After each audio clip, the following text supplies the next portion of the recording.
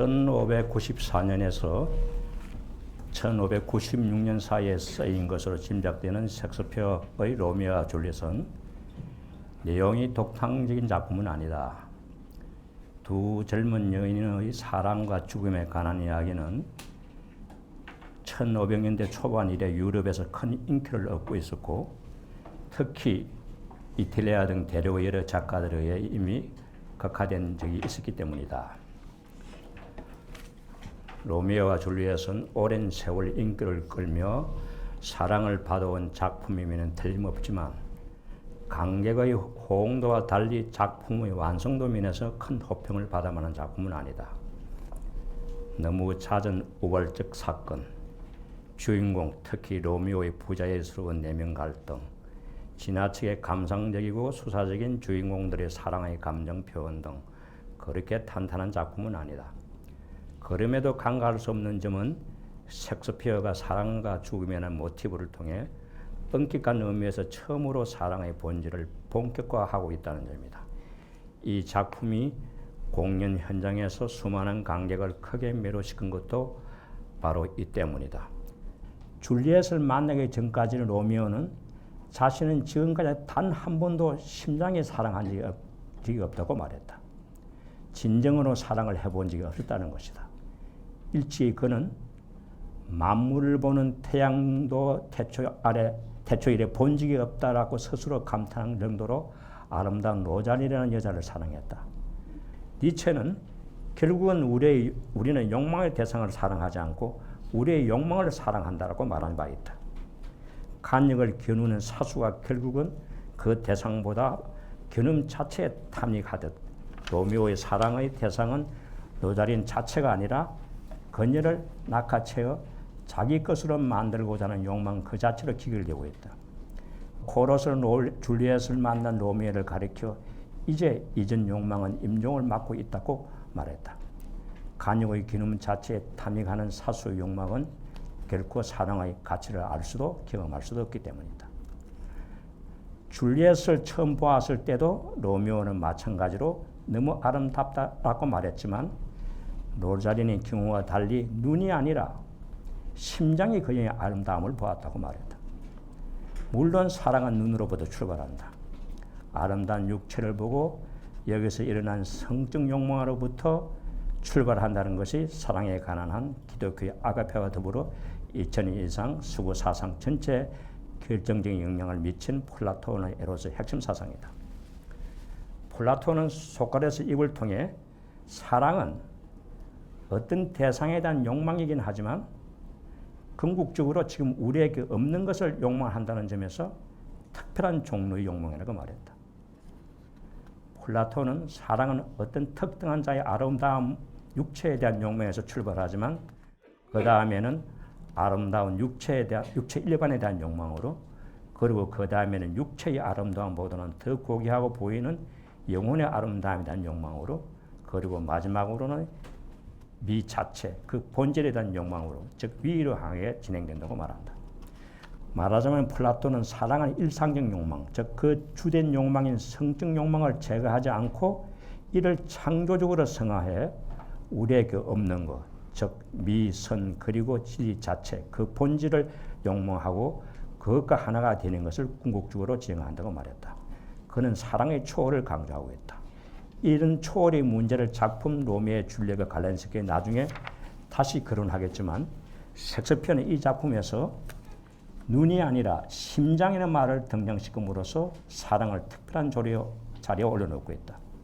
눈으로서 줄리엣을 사랑한 것이 아니라 심장으로서 처음으로 사랑했다는 이런 표현을 통해서 사랑을 특별한 자리에 올려놓고 있다는 그런 말씀입니다. 셰익스피어는 작품 로미오와 줄리엣에서 이런 눈이 아니라 어떤 거짓도 이선도 장난도 없는 심장을 강조하고 있다. 따라서 그들의 자유의지가 전혀 개입을 할 수 없는 절대 운명 앞에서 그들이 펼치는 사랑은 진지하게 고귀할 수밖에 없다. 로미오에게 줄리엣은 티끌만큼도 더럽혀질 수 없는 절대 존재가 되고 있다. 그에게 그녀의 손을 하찮은 손으로 모독할 수 없는 거룩한 사원이 되고 있고, 더 나아가 그녀는 그녀에게 천상에 빛나는 천사가 되고 있다. 따라서 그녀가 사는 곳이 이 세상에 어디 있든 그곳은 그에게 천국이 되고 있다.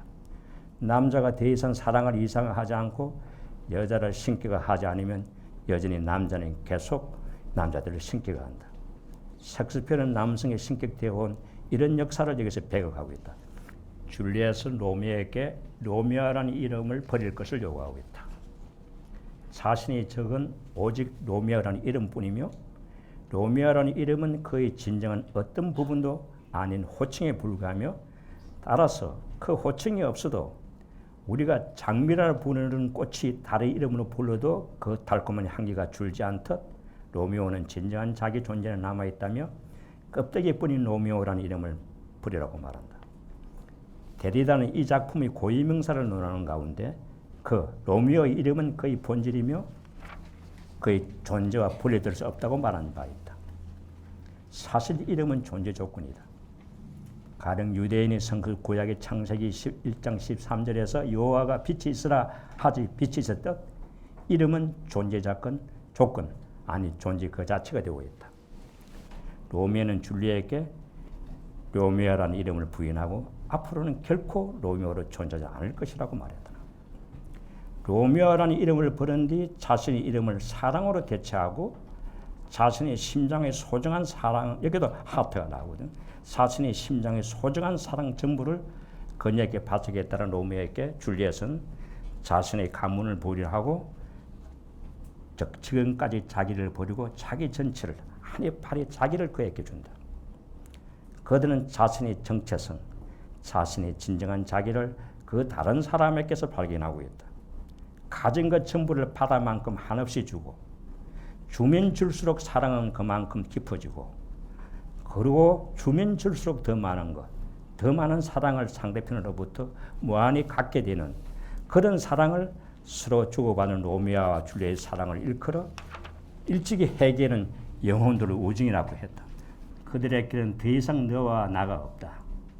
독립된 자기의식은 사라지고 연인 사이 구별은 모두 폐기된다.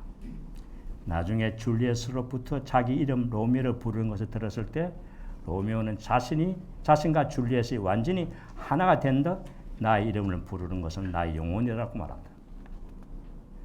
그들이 하나가 된 이상 그들에겐 더 이상 과거가 존재하지 않는다. 그리고 죽음이 퍼지게 되고 있는 그들에게는 미래 또한 존재하지 않는다. 그들에게는 오직 현재만 있을 뿐이다. 그들이 지금 사랑을 펼치는 현재의 이 순간만이 그들에게 전부다. 게테의 파우스트가 헬레나를 만나고 있는 아름다운 순간인 현재만이 우리의 행복, 우리의 봄이라 인식했다. 그녀와 함께 사랑을 펼치는 현재 이 순간만이 로미오에게는 천국이고 현재의 이 순간만이 그들의 행복, 그들의 보물이다.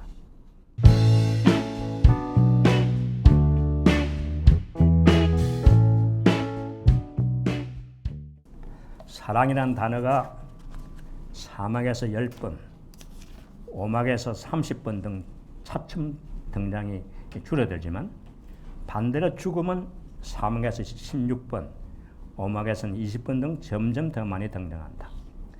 셰익스피어를 비롯해 르네상스 시대의 작가들은 작품에서 운명 또는 운명의 여신을 빈번하게 언급하고 있다. 인간의 삶이 운명에 의해 지배된다는 믿음이 당시 적지 않게 퍼져 있었던 것으로 알려져 있다. 르네상스 지식 이론은 점성학적 결정론과 자유의지 간의 특유의 긴장이 그 특징이 되었다. 리마라는 스페인 학자의 말을 인용했습니다. 운명의 여신은 흔히 돌고 도는 둥근 수레바퀴 이미지로 등장하듯 변덕스러운 성향을 가진 것으로 묘사되고 있다. 운명의 여신은 셰익스피어의 작품 헨리오셋에서는 눈먼 변덕스러운 자로, 리어 왕에서는 그 터무니없는 매춘부로, 햄릿에서 창녀로, 안토니 클레오파트라에서는 거짓의 주부로 묘사되고 있다. 믿을 수 없는 가변성의 운명에 대한 불만을 여지없이 나타내는 표현이다.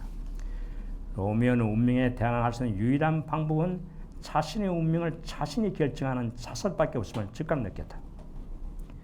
셰익스피어는 존재론적으로 사랑은, 그것도 진정한 사랑은 죽음을 답하는 비극이라는 것을 로미오 줄리엣의 슬픈 이야기를 통해 들려주고 있다.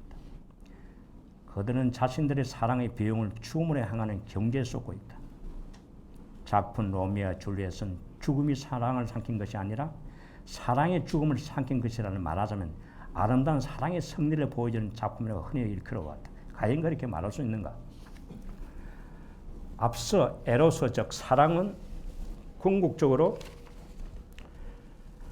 지금 우리에게 없는 것을 욕망한다는 플라톤의 인성을 거론한 바 있다. 지금 우리에게 없는 것을 욕망한다는 것은 사랑의 결핍을 전제라고 하고 있음을 동시에 그 결핍의 지향을 전제라고 하고 있음을 말해준다. 사랑의 이론은 그 역사가 여기서 출발하고 여전히 여기서 머물고 있다. 이 출발의 근원은 물론 플라톤이다. 플라톤은 아리스토텔의 입을 통해 전체의 욕망과 전체의 추구가 사랑에게 이끌어진다. 이렇게 규정했습니다. 말하자면 그 나뉘음으로 인한 결핍을 극복하기 위해 전체적 지금 우리에게 없는 것을 욕망하고 이를 추구하는 것이 사랑의 규정이다. 그리고 또 한편 플라톤은 아리스토파네스 입을 통해 우리들 어느 누구도 연인들이 서로 하나가 되어 그렇게 진지하게 함께 살기를 원하는 이유가 육체적 사랑의 기쁨을 함께 누리기 위해 있다고 믿지 않는다며 연인들의 각자의 영혼은 분명 그런 것과 전혀 다른 그 무엇을 원한다.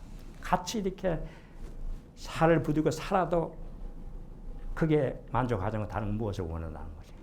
다른 그 무엇을 더 원한다는 거지. 앞에서 지적했던 플라톤의 소크라테스는 그 무엇이 미선진리 그 자체라고 주장했다. 플라톤도 그리고 그의 주장자들도 가령 아구스티누스, 루소, 프로이트, 프루스트 등도 각자의 영혼은 그 욕망의 특정 대상에 머물지 않고 궁극적으로는 그 대상을 초월하는 다른 그 무엇에 향한다고 주장했다. 그들의 대부분은 그것이 무엇이 구체적으로 무엇인지를 명확하게 말하지는 않았지만 그들은 성적 사랑이 아닌 그 무엇, 지금 여기에 존재하지 않는 그 무엇에 사랑의 궁극적인 가치를 두고 있다. 그들은 한결같이 초월의 방점을 찍었다. 플라톤 그리고 현재 이르기까지 사랑을 이야기해온 그의 추종자들을 포함한 많은 이들에게는 지금 우리에게 없는 그 무엇이 사랑의 궁극적인 대상이기 때문에 지금 여기는 그리고 지금 여기와 연관되는 성적 욕망의 대상인 육체는 사랑의 궁극적인 고향이 될 수 없었다. 하지만 셰익스피어는 작품 로미오와 줄리엣에서 서구 전체를 지배하는 이런 상승 또는 초월의 전통을 거부하고 있다. 그는 초월이 아니라 지금 여기를 전체로 한 초월을 그리고 또 한편 성적 욕망의 대상인 육체를 강조하고 있다. 셰익스피어는 지금 여기에서 사랑을 그것도 육체를 기본으로 하는 사랑을 적나라하게 강조했다. 초월은 다른 각도에서 다뤄야 할 주제다. 이제 그 주제로 넘어갈 차례다. 번개처럼 빨리 그들을 찾아온 사랑도 그렇게 번개처럼 빨리 끝난다. 죽음의 표적이 되었던 그들 앞에 결국 남은 것은 어둠컴컴한 방과 거덕을 표적으로 삼고 있는 죽음뿐이다. 줄리엣이 그들의 보호자로 한때 그렇게 찬양했던 밤도 이제 공포의 대상으로 다가온다. 가사 상태로 무대에 묻히게 될 그날 밤을 떠올리면서 줄리엣은 죽음과 마찬가지로 밤도 소름 끼치는 것이라 말했다. 죽음은 호멜에서 현대 미국 시인 스티븐슨에 이르기까지 문학가와 철학자들에 의해 흔히 소름 끼치는 공포의 존재로서가 아니라 인간의 일체의 고통을 잠재워오는 구원자로서 부각되고 있다. 그러나 작품 로미오와 줄리엣의 죽음은 전혀 다른 이미지로 떠오르고 있다. 줄리엣이 밤과 마찬가지로 죽음도 소름 끼치는 것이라 말했듯 로미오에 의해서도 죽음은 혐오스러운 것으로 표현되고 있다. 로미오와 줄리엣은 죽음은 그 연인들의 사랑을 삼키는 역할을 위해 그 어떤 역할도 하지 않는다. 죽음이라는 한계 상황에서 두 사람의 사랑을 끝하게 지켜주는 것은 다름 아닌 그들 자신이다. 낙강의 용어를 따온다면 그들에게는 대태사는 없다. 결정을 내리는 것도 그들의 사랑과 죽음의 책임을 지는 것도 그들 자신이므로 그들이 의지할 수 있는 행위의 주체는 없다. 로미오는 줄리엣이 누워있는 무덤을 결코 떠나지 않고 그곳에 자신의 영원한 안식처로 삼을 것이라고 말했다. 로미오는 처음 보았을 때 마찬가지로 줄리엣을 여전히 천상에 빛나는 천사로 여기고 있다. 줄리엣은 결혼할 밤 자신의 침실을 찾아올 로미오를 기다리면서 밤을 향해 자기가 이 다음에 죽으면 로미오를 하늘을 아름답게 비추는 천상의 빌로 만들어 줄 것을 호소했다. 줄리엣의 소망에 따라 빛나는 빌로 태어날 로미오도 천사로 존재하게 될 것이다. 그들이 사랑하는 그들을 서로 빛나는 별, 아름다운 천사로 만들고 있다. 그들 두 사랑의 성자는 그들의 사랑을 서로 절대하고 그들의 존재를 서로 신기가 한다. 진정한 사랑은 여기에 있다. 로미오는 결국 자신의 이름을 포기하지 않았다. 우리는 이름은 존재 조건, 아니 존재 자체라고 말했다. 로미오라는 그리고 줄리엣이라는 그 이름들 때문에 그들은 가치로서 저만큼 높이 존재한다. 그들의 이름은 그들 존재 자체가 되어 우리가 어떤 존재여야 하는가를 규정하는, 그리고 우리의 사랑은 어떤 사랑이어야 하는가를 규정하는 우리 존재 조건이 되고 있다.